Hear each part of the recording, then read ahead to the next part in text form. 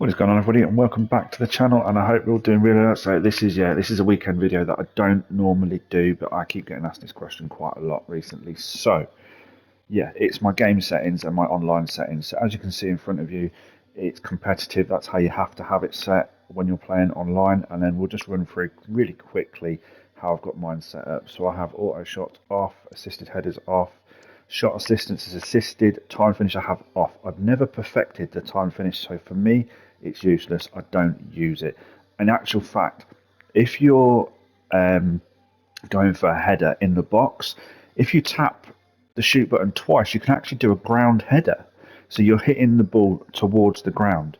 And if you've got time finishing off, it gets confused and it doesn't actually work as good as it should. So that is why I have that switched off. So yeah, and plus I can't do it. So there we go. Auto flare pass is off. Right, okay, this is where it gets interesting. So the through pass assistance I have semi, lob through pass semi, ground pass assistant assisted, cross assistant semi. Now the reason I have it on semi and not assisted is because crossing I want to control front and back post. So it's pretty obvious. The longer you hold the button, the further to the back post it goes. If you just tap it, it goes to the front post. Pretty simple. You're either going to have a player at the front post or the back post, so that's why I have that. Lob pass assistant is assisted because it's broken, and you know the lob pass is not great at the minute, and they keep trying to change it, and it's not really working. The pass receiver lock I have on late because I want to be able to have that option to change it if I want to. So if I have two players in the same position on the pitch and the ball comes over the top, I want to be able to choose which player I want to receive that ball, so I have it on late. Precision pass sensitivity I have it on normal.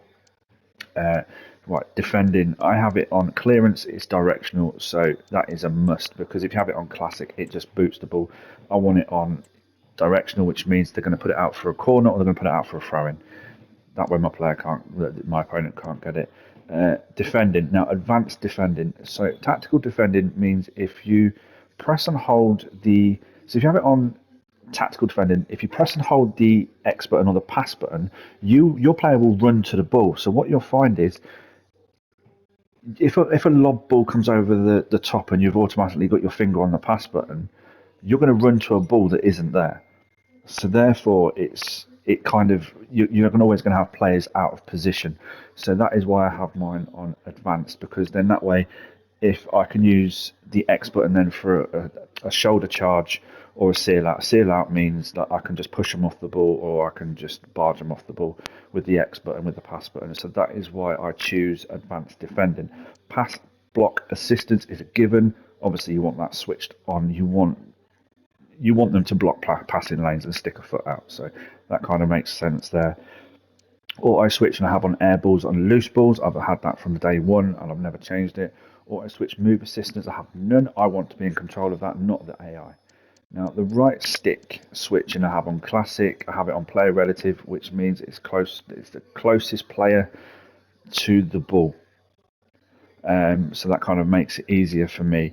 Right stick sensitivity. Now I've had this on 6 since they introduced it and I've never changed it, so I've never had any reason to change it, so that is why I have that on 6.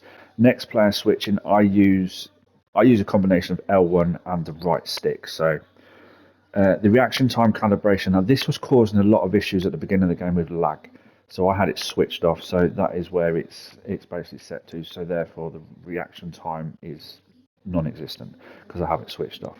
Player lock on, obviously you can use that with the L3 and R3 button. You'll see a lot of pros use that. I still haven't got that down to a T. I can use it, but I mean, if I use it say 10 times in a game, maybe once it'll work for me, so I don't tend to use it that often, but I have it there as an option for myself. Contextual driven's off anyway. Save assistant, well, that's a given. Controller preferences. Now, analog sprint I have off, trigger effect I have off, and user vibration I have off. These three here, I mean, if you're new to the PlayStation 5 or new to next gen, if you have haptics turned on, why? Because those haptics are causing more harm than good in an online game. So for any multiplayer game, whether it be COD, whether it be FIFA, whatever, they cause issues and they cause delay in your trigger effects. So therefore, I have them switched off.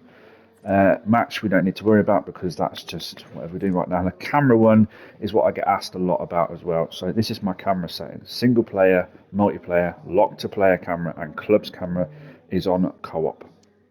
It's one of the biggest pictures you can get of the whole or majority of the pitch, as well as not losing that, definition of skill moves that you want to see in players' faces and stuff.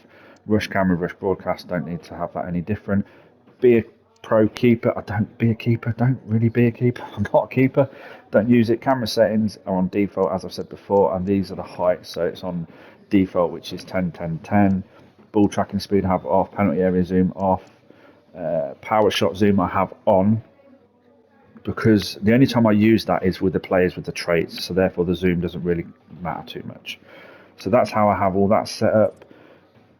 Visually, we have, what do we have here? Player indicator size is large, player indicator fade is off, teammate contain indicator is on, communication system is on, but that's more for Russian clubs games, so that doesn't really matter too much.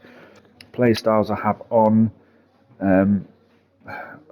That's a preference. I have it on so I know which player is which. Once I get used to that, I will turn that off. Next player I have on as well. I like to know when my players are on the pitch.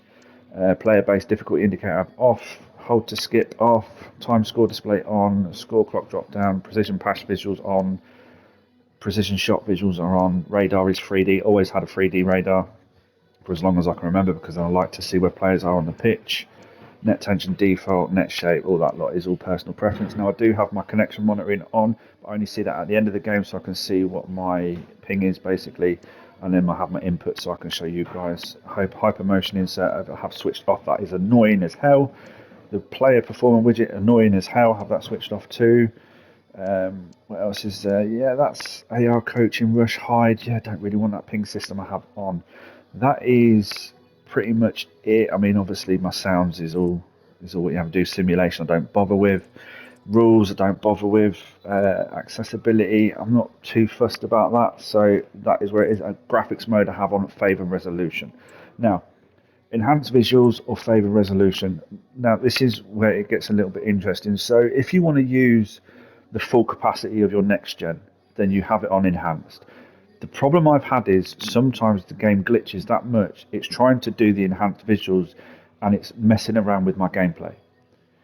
It might be like a delay in a pass, a delay in a shot, a delay in a movement, whatever. So I don't think they've got that down right. They say they have. I'm not convinced, so therefore I have it on favor resolution, because that doesn't use ray tracing or anything like that. And to be fair, I don't play this game for its graphics. I play this game for the playability and the fun factor. Well, when there is a fun factor, rather than, what it is. If I was playing like Spider-Man or something like that, then obviously I'd favour the graphics, because that is that is an outstanding looking game. Whereas FIFA's or FC25 is not what I've got it for, so I have mine on favour resolution. If you do have poor internet or low internet, then I would go for favour resolution, because it kind of makes more sense than your PlayStation doing more than it should, giving you better ping to the servers and giving you better gameplay experience. So that is how I have it set up, guys. I hope that helps. I hope I've been a help with this. Hit that like button so I know if it has, and until next time, take care.